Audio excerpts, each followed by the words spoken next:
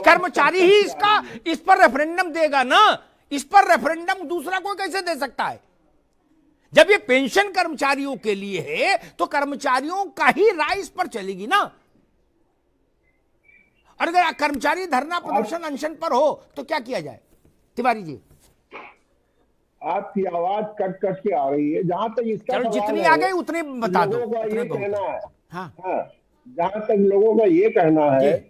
कि जिनको पुरानी पेंशन मिल रही है वो उनको पेंशन पे बोलने का हक नहीं है। तो इसके बारे में देखेंगे जो नई पेंशन के लोग हैं, ये पुरानी पेंशन वालों की लड़ाई जितनी भी होती है उसमें इन कर्मचारियों की संख्या बहुत कम होती है। पुरानी पेंशन वाले ही पुरानी पेंशन जो पा रहे हैं वही पुरानी पेंशन पाने की लड़ाई भी लड़ रहे हैं। और जब भी कोई धरना प्रदर्शन होता है उसमें जितने सरकारी, आप मेरी बात नहीं समझे। मैंने क्या पूछा? आप जवाब ही उल्टा दे रहे हो। मैंने ये नहीं प्रश्न पूछा पंडित जी, ना ना, मैंने दूसरा प्रश्न पूछा था, आप समझे नहीं। मैंने निवेदन ये किया था, नई पेंशन स्कीम अच्छी है, ये उस अधिकारी से बुलवाया जाना चाहिए जो अधिकारी 2005 से बाद भर्ती हुआ हो। ये बात दुर्गा शंकर मिश्रा अगर बोलेंगे तो कैसे बात समझ आएगी? मैं ये पूछ रहा हूं। आवाज कट रही है, साफ नहीं आ रही है आपकी आवाज। अरे चलिए भाई, अपने यार चलिए फिर बाद में आएंगे जब आप, तब तक आवाज में अपनी टीम से कहूंगा। देखिए जयंत तिवारी के साथ आवाज में क्या समस्या है, मुझे भी बहुत जोर पड़ रहा है, वो समझ नहीं पा रहे सवाल, इसलिए देखिए जरा तकनीकी तौर पर देखिए क्या हो सकता है।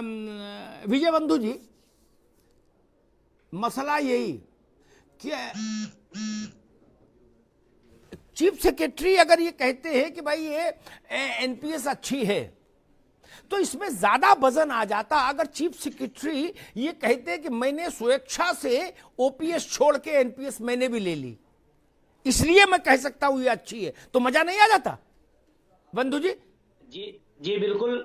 मैं बहुत अच्छा सवाल आपने उठाया है कि जो लोग पेंशन के अंतर्गत हैं, ज्यादातर लोग सेवानिवृत्त हैं या नहीं है तो पेंशन के अंतर्गत हैं, वो लोग इस पर बयानबाजी उल्टी सीधी दे रहे हैं। तिवारी जी को पूरी बात समझ में आ रही है लेकिन वो उत्तर नहीं दे सकते हैं क्योंकि कर्मचारियों के बीच में जाना है उनको, इसलिए वो उत्तर नहीं दे रहे। आवाज सब सुनाई पड़ रही है क्योंकि कर्मचारी पूछ रहा है कि आप तो पेंशन ले रहे हो, फिर आप नई के समर्थन कैसे कर रहे हो? वो चाहे चीफ सेक्रेटरी साहब हो और चाहे तिवारी जी हो। राज्य कर्मचारी परिषद कोई इनकी राज्य परिषद थोड़ो है, 10 है, और एक इकलौता व्यक्ति है जो कह रहा है कि हाँ नहीं सही है। तो मैं निवेदन मैं कहना चाहता हूं, मैं जोड़ना चाहता हूं कि जो लोग कहें पहले वो ले, नई पेंशन ले ले, और पीएफआरडीए के बिल में व्यवस्था है कि पुराना आदमी भी नहीं ले सकता है। बिल्कुल वाजिब सवाल आपने उठाया है, मैं इसके बिल्कुल पक्ष में है, मैं बिल्कुल पक्ष में है।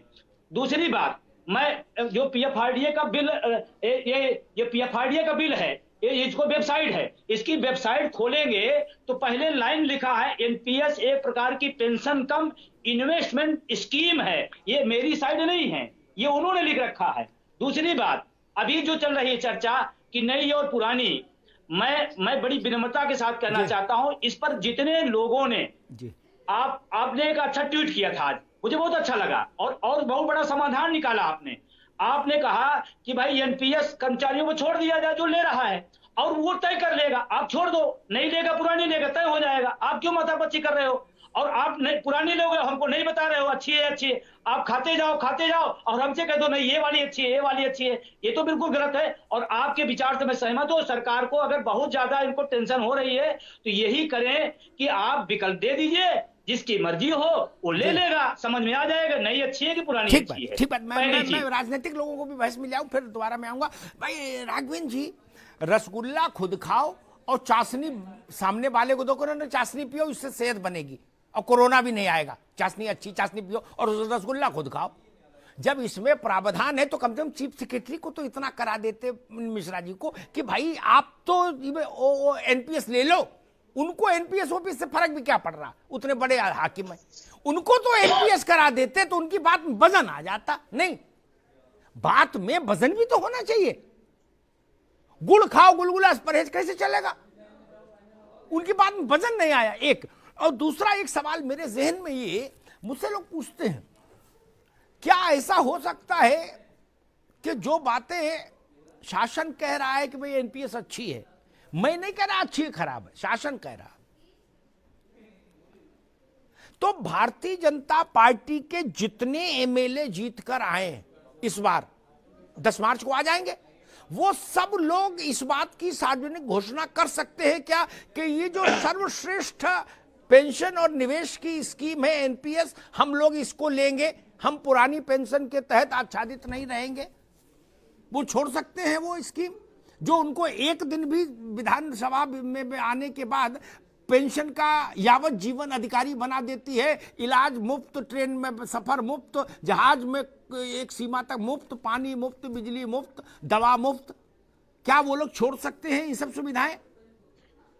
राघवन जी नए एमएलए नहीं, देखिए, सबसे पहले तो ये है, अगर उत्तर प्रदेश का प्रमुख सचिव कोई बात कह रहा है तो हमको उसे जिम्मेदारी से सुनना चाहिए। जो सुन लिया तभी तो चर्चा कर रहे हैं, बिना सुने चर्चा कैसे करते भैया? सुन के। और दूसरी बात ये है, अचानक ये उत्तर प्रदेश विधानसभा चुनाव के तहकीक पर खड़ा है, घोषित हो चुके हैं विधानसभा चुनाव। 2005 में ये पेंशन लागू हुई थी, आज तक ये क्या सो रहे थे क्या? मुलायम सिंह यादव के समय मुलायम सिंह यादव जी ने उत्तर प्रदेश के मुख्यमंत्री थे, तब एनपीएस को स्वीकार किया था, ओपीएस को इग्नोर किया था। उसके बाद दोबारा मायावती जी ने भी उसे स्वीकार किया, उसके बाद माननीय अखिलेश जी ने भी स्वीकार किया। दोस्तों, एनपीएस और यूपीएस स्कीम लागू करने वाले, उसकी सलाह देने वाले और उस पेंशन स्कीम की समीक्षा करने वाले सारे के सारे सदस्य खुद ओपीएस ले रहे हैं और एनपीएस और यूपीएस स्कीम को बहुत ही उम्दा बता रहे हैं। डिबेट में जैसे आपने देखा, अमिताभ अग्निहोत्री जी ने स्पष्ट तौर पे कहा कि यदि इस कमेटी में या यदि एनपीएस लेने वाला कोई अधिकारी, कोई कर्मचारी इस कमेटी में होता और वो खुद बोलता कि नहीं, ओपीएस स्कीम से अच्छी एनपीएस या यूपीएस स्कीम है, तो समझ में आता कि हाँ भाई, ये स्कीम बहुत ही लाभदायक है। अब जब खुद ले रहे हो ओपीएस और बता रहे हो कि एनपीएस बहुत अच्छा है, तो ये जो बात है ये कर्मचारियों को हजम नहीं हो रही है। और देखा जैसे कि आपने कि जब इस पर सवाल किए गए, बीजेपी प्रवक्ता जी से किए गए या जो एक और तिवारी जी, एन तिवारी जी हैं, उनसे किए गए, तो वो इस पर बयान जो है वो स्पष्ट तौर पे नहीं दे पाए। बीजेपी प्रवक्ता का कहना है कि जब ये स्कीम आई थी तो 2005 में आई थी और अब तक इसको देखा जाए तो 20 साल हो चुका है, तो उस समय तक क्यों कार्रवाई नहीं की गई? तो इस पर देखिए, वीडियो में विजय कुमार बंधु जी ने इस पर इसका जवाब यही दिया कि देखिए, उस समय कर्मचारियों के पास जो सोशल मीडिया का जो अभी प्लेटफॉर्म है ये नहीं था। कर्मचारियों को अपनी बात पहुंचाने के लिए किसी भी प्रकार का कोई संसाधन उनके पास नहीं था। और जैसा कि जब ये नई स्कीम आई तो कर्मचारियों को इस प्रकार से बताया गया, उनके ओपीएस लेने वाले जो भी सीनियर थे उनके द्वारा, कि ये स्कीम बहुत अच्छी है और इसमें ऐसा ऐसा ऐसा ऐसा होगा, तो कर्मचारियों ने आंख बंद कर उनका विश्वास कर लिया। और जब इसके परिणाम आने लगे, जब कर्मचारी एनपीएस स्कीम के तहत रिटायर जाने लगे और उनको जब पेंशन मिल रही है 5,000, 2,000, 3,000, तब ये स्कीम की जो समस्याएं हैं, ये स्कीम की जो कमियां हैं, वो समझ में आने लगे कि इस स्कीम में ये परेशानी है, और तब कर्मचारियों ने इसका पूर्ण तरीके से विरोध करना शुरू कर दिया। तो इस प्रकार से विजय कुमार बंधु जी ने इसका जवाब दिया और कई बातें इसमें हुई है। वीडियो काफ़ी लंबा था, वो मैं आपको नहीं दिखा सकता हूँ। फिलहाल जो ये खबर है कि ओपीएस का जो बहाली का जो ये मुद्दा है, ये अभी पूरी तरीके से गर्म है। अभी और राज्यों में चुनाव होने वाले हैं, महाराष्ट्र में, झारखंड में। अभी देखते हैं वहाँ पर क्या होता है, ये देखना अभी बाकी है। फिलहाल खबर यही थी, मेरे द्वारा दी गई जानकारी अच्छी लगी है तो प्लीज़ वीडियो को लाइक करिए, शेयर कीजिए, कमेंट करिए। मिलते हैं अगले वीडियो में, तब तक के लिए जय हिंद, जय भारत।